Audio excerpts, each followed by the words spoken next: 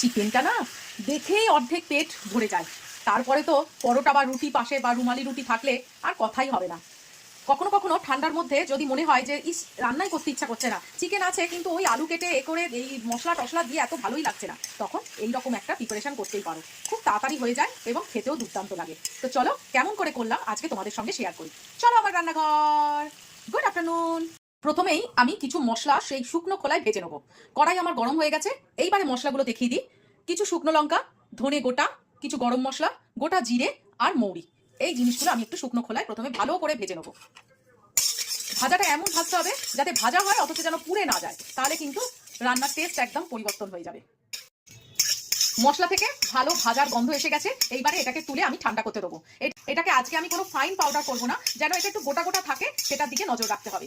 এটা মুখে যখন গোটা গোটা একটু পড়বে না, খেতে দুর্দান্ত লাগবে। আজকে আমার মাংসটা বেশি নেই, ওই 600-650 মতো মাংস আছে। সেই অনুপাতেই আমি পেঁয়াজ, টমেটো আর ক্যাপসিকাম ডুমো ডুমো করে কেটে নিয়েছি। আর পেঁয়াজের এগুলো পাপড়িগুলো এইরকম ভাবে ছাড়িয়ে রেখে দিয়েছি। আর দেখো ক্যাপসিকামও এরকম ডুমো ডুমো করে কাটা, আর টমেটো এরকম ডুমো ডুমো করে কাটা। আমি একটা ছোট ক্যাপসিকাম নিয়েছি, আর 2টো টমেটো নিয়েছি, আর 1.5খানা মতো পেঁয়াজ নিয়েছি। কড়াইতে আমি সাদা তেল দিয়ে দিয়েছি। ধাবা স্টাইলে করবো বলে একদম যেরকম প্রপার ধাবা স্টাইলে করে সেই রকমই করার চেষ্টা করছি। মাংসগুলো ভাজতে দিয়ে দেবো। মাংসর মধ্যে দিয়ে দেবো প্রয়োজন মতো নুন। এবার ফ্লেমটাকে হাই করে মাংসগুলোকে ভেজে নেবো। দেখো মশলাটা আমি কিরকম গোটা গোটা রেখে দিয়েছি, জাস্ট এইরকম হবে। একদম ফাইন পাউডার কিছুতেই করবে না, তাহলে কিন্তু ভালো লাগবে না রান্নাটা।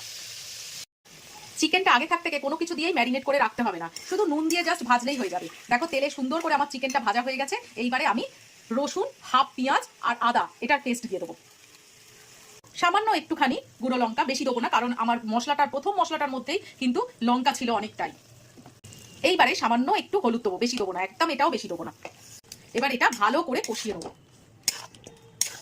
এবার একটু কাশ্মীরি লঙ্কার গুঁড়ো দেবো। এইবারে আমি টমেটোগুলো এর মধ্যে দিয়ে দেবো।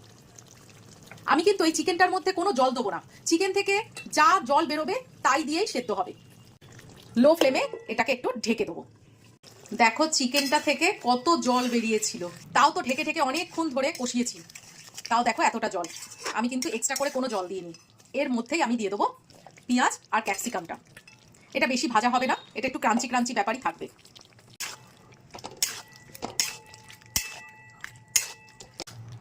আমি একটু টেস্ট করে দেখলাম, আমার ঝাল নুন মোটামুটি ঠিকই আছে, তাই জন্য আমি এক্সট্রা করে কাঁচা লঙ্কা দিলাম না। তোমরা চাইলে দিতেই পারো, কারণ আমার যে প্রথমে যে মশলাটা করেছিলাম তার মধ্যেও কিন্তু আমার অলরেডি শুকনো লঙ্কা দেওয়া আছে, ওই জন্য আর এক্সট্রা করে ঝালটা দিতে চাইলাম না। অতিরিক্ত ঝাল হয়ে গেলে আবার কোনো কিছু ভালো লাগে না।